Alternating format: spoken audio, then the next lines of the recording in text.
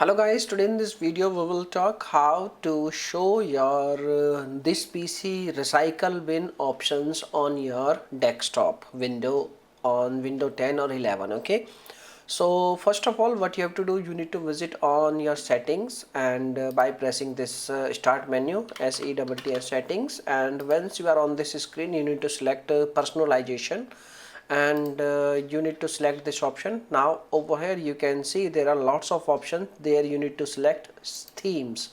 Once you select themes, and there is an option like desktop icon setting. Now you need to tap on this option. Now over here you can see there are some options. In your case these options is not tick. Okay, so you have to tick these options and then you can choose your icons which you want to display on your desktop.